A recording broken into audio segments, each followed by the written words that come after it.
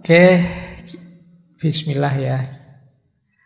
Ini juga penting, punya makna hidup, punya tujuan hidup. Kalian mengorientasikan dirimu kemana? Ingin jadi apa? Ini makna hidup dan tujuan hidup. Kata beliau, gimana sih Pak untuk mendeteksi tujuan hidupku apa? Coba ya kamu tanya pakai quotes-nya Martin Luther ini. Saya sampaikan pada kamu bahwa jika seseorang belum menemukan yang membuatnya rela mati, maka ia tidak layak untuk hidup. Nah, coba kamu cek ya, dalam hidupmu apa yang menurut kamu, saya mati tidak apa-apa Pak demi ini. Itu tujuan. Jadi apa, mungkin bisa Tuhan, mungkin bisa orang tua, mungkin bisa negara atau apapun. Itu namanya tujuan hidup. Tapi kalau kalian tidak nemu sama sekali yang seperti ini, berarti kalian belum punya sebenarnya tujuan yang akan kamu tuju mati-matian. Nah, orang yang tidak punya yang seperti ini, tidak punya tujuan, tidak punya makna, ya sulit untuk hidup serius. Ya sederhananya ketika dia sulit hidup serius, berarti ya sulit maju, sulit diajak maju. Oh ya dia tidak punya tujuan. Alah Pak, ngapain repot-repot, mau ya senang-senang aja lah, kita nikmati saja hidup ini. Mungkin begitu mudahmu.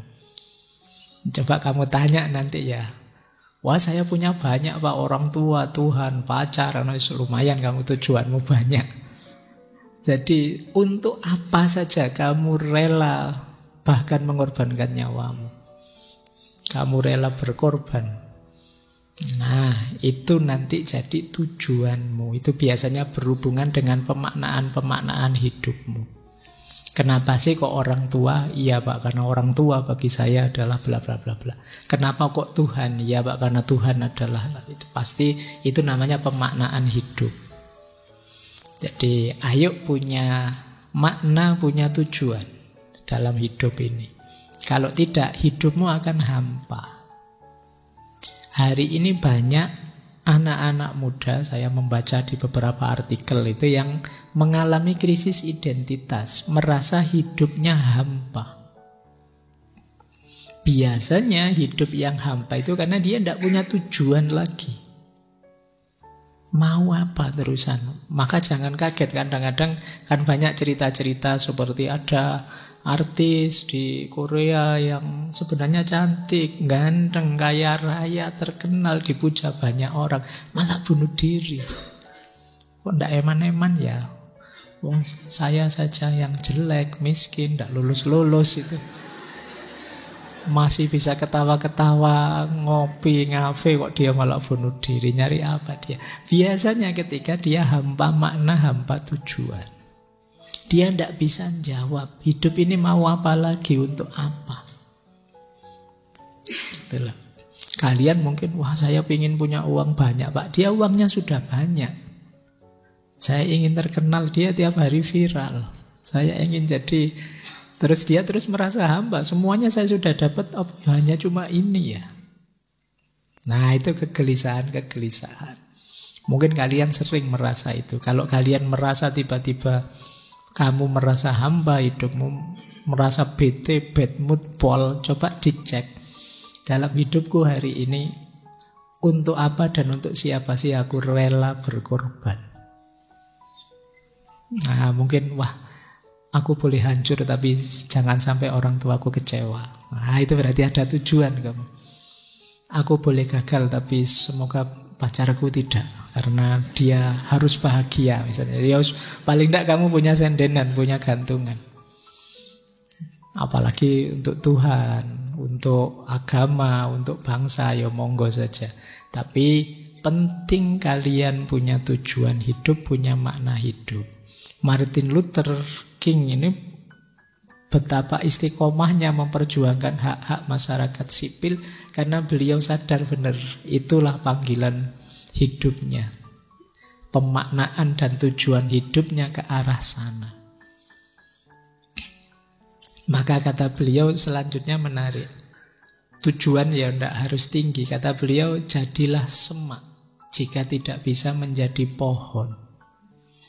Jika tak bisa menjadi jalan raya, jadilah jalan setapak saja. Jika kamu tidak bisa menjadi matahari, jadilah bintang. Karena bukan berdasarkan ukuran kita menang atau gagal. Jadilah yang terbaik dari apapun dirimu. Jadi ayolah punya tujuan. Tujuan besar, tujuan kecil, makna luar biasa atau makna biasa-biasa, tidak masalah. Pak, saya tidak bisa Pak memaknai hidup yang luar biasa, yang dalam. Pokoknya hidup saya itu maknanya biasa saja Pak. Ya pokoknya dilakoni, yang penting disyukuri apa saja gitu tok Pak. Ya tidak apa-apa, tidak harus luar biasa. Yang penting kamu punya makna. Jadi kalau tidak bisa jadi pohon tinggi, ya jadilah semak-semak juga tidak apa-apa. Sih penting urip. Jangan putus asa dengan hidup. Jadi itu prinsipnya ya. Jadi jangan sampai putus asa. Ini agak memprihatinkan belakangan. Katanya tingkat depresi, tingkat bunuh diri itu tambah lama tambah meningkat. Wis, boleh kamu merancang hidupmu seperti apapun, kamu kelola seperti apapun, asal jangan putus asa. Itu saja. Jangan kecewa, jangan putus asa. Baik, saya lanjutkan. Masih di prinsip ya. Nah, ini juga menurut saya penting. Tuntunan dari beliau. Hidup ini memang mungkin banyak hal yang tidak kita mengerti, tidak bisa kita jangkau, tidak kita kuasai semua. Tapi ayo percayalah dan beranilah. Kata beliau menarik. Faith is taking the first step even when you can't see the whole staircase. Percaya itu berarti kamu berani melangkah meskipun kamu belum melihat keseluruhan anak tangganya. Itu namanya percaya. Hidup ini sangat kompleks, sangat luas, sangat dalam. Mungkin kita tidak ngerti detail kecil-kecil satu-satu. Kalau kita nunggu ngerti semuanya sampai detail, mungkin kita tidak jalan-jalan. Ayo percaya saja, terus jalan. Meskipun kita tidak tahu anak tangga ini ujungnya kemana. Kita percaya bahwa kalau melakukan kebaikan, nanti buahnya mesti baik. Kita percaya, terus ayo jalan. Itu saja sudah. Kalau tidak dibahas sampai detail, tidak mesti loh Pak, ada orang baik itu kadang-kadang susah terus hidupnya. Teman saya baik itu ternyata ya enggak, terus ruwet. Apa terus saya enggak baik saja Pak? Tapi enggak baik kan tambah susah. Nanti kamu ruwet, ingin memahami semua jadi ruwet. Sudahlah, percayalah.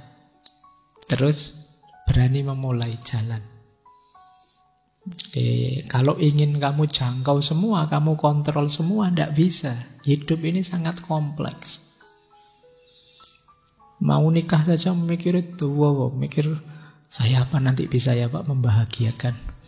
Kemudian kira-kira kalau punya anak apa ngatasi ya Pak, saya itu anak enggak telatenan Pak, saya mikirnya panjang. Kalau pagi terus saya terus janjinya kan itu enggak nikah-nikah. Kan ada orang enggak nikah-nikah pertimbangannya ketahuan. Jadi makanya ada mitos itu biasanya kalau umurnya tambah, pinternya tambah, itu nikahnya lama.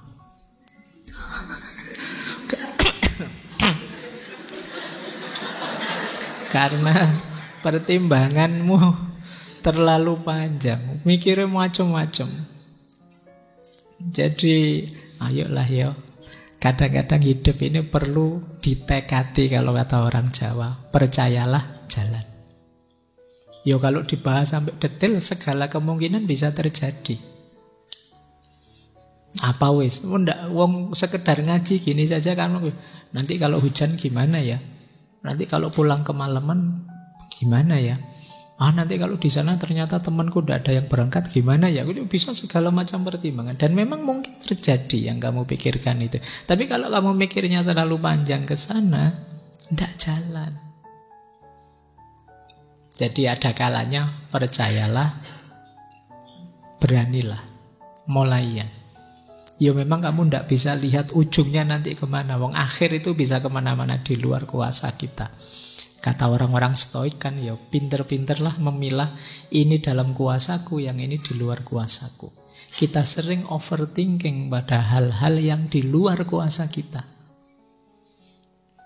Siapa sih yang yos kuasaku yo ujian garap saisane, hasilnya berapa ya monggo saja, di luar kuasa kita.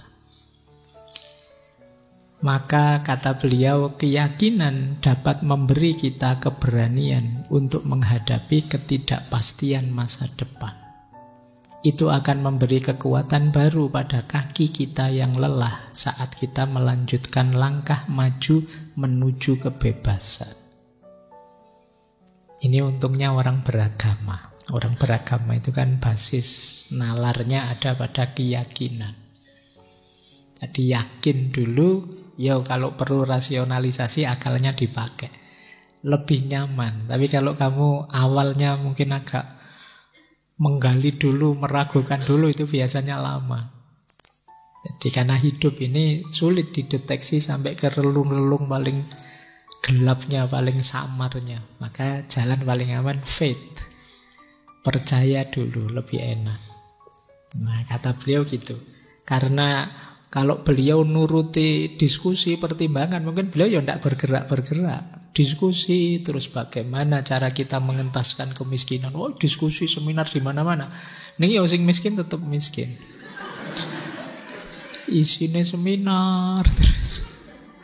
Nah, ya kan, caranya begini loh, caranya gini. Oh, itu kokean coro, kokean diskusi. Ya memang mungkin cara ini ada lemahnya, cara itu ada kurangnya. Tapi ya memang harus dipilih salah satu dan siap ditanggung segala resikonya, jalan. Jadi itu prinsip yang keempat yang menurut saya kita harus mulai. Terus ya memang segala sesuatu perlu pengorbanan. Nothing worthwhile is gained without sacrifice. Tidak ada hal yang berharga itu tanpa pengorbanan. Ya selalu perlu pengorbanan, mungkin waktu, mungkin tenaga, mungkin emosi, mungkin biaya, dan lain sebagainya. Dan ini ada quote menarik. The time is always right to do the right thing. Waktu akan selalu benar untuk melakukan kebenaran. Jadi tidak usah mikir panjang kalau itu kebenaran. Waktunya anytime mesti benar. Saya ingin bantu orang, Pak. Kira-kira waktu yang tepat kapan ya, Pak? Apa pagi? Walah, kalau pengen bantu tidak usah mikir waktu. Semua waktu cocok kalau untuk hal yang baik dan yang benar. Oke, ini prinsip yang keempat. Prinsip kelima, ini sebelum ke perdamaian ya. Mungkin kita perlu proses untuk sampai pada tujuan tadi. Yang penting jangan menyerah. Tadi saya sebut jangan putus asa itu ya. Ya memang segala sesuatu tidak bisa instan. Selalu kita perlu proses. Bagi yang menggunakan logik instan, siap-siap kecewa. Ikuti prosesnya. Tahan ujian godaannya. Kata beliau, jika kamu tidak bisa terbang, maka larilah. Jika kamu tidak bisa berlari, maka berjalanlah. Jika kamu tidak bisa berjalan, maka merangkaklah. Apapun yang kamu lakukan, boleh, asal kamu terus maju. Jangan berhenti. Kalau kamu sudah punya tekad tadi kan, percaya, berani memulai, jalan terus. Mungkin tenagamu tinggal separuh, ya berjalan separuh tenaga. Mungkin kamu sudah ngos-ngosan, ya pelan-pelan sambil ngos-ngosan. Yang penting jangan putus asa, jangan mandek, maju terus. Kenapa? Ya karena kita sudah matok tujuan. Kita sudah punya makna, punya tujuan. Kalau dalam agama ini saatnya untuk istiqomah. Kayak ngaji ini, kalau kita tidak punya daya istiqomah, mungkin ya wis tak tinggal sejak dulu-dulu. Bosen ngomong kayak gini-gini terus aku. Sekali-sekali pengen ganti forum. Forumnya anak-anak gini-gini terus misalnya. Ya kan bisa saja begitu. Tapi kan ini khasiatnya perjuangan yang perlu istiqomah.